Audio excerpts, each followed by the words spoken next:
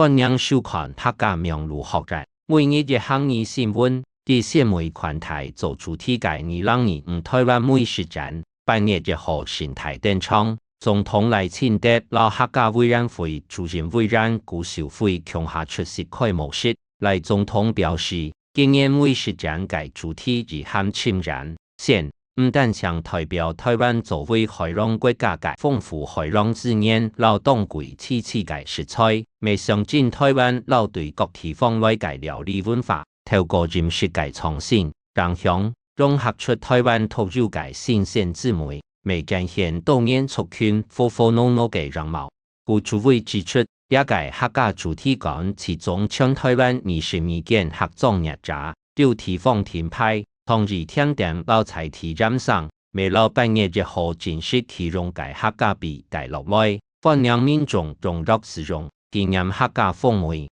幾味感性嘅分享，感謝大家來到呢支持，我哋會聽寫韓國創新自家嘅美食文化。因為該唔單像係美食，個係愛到嘅景，啲上係客家名錄學展嘅報道。在下來會教大家基本一個每日嘅行業就係我會講起主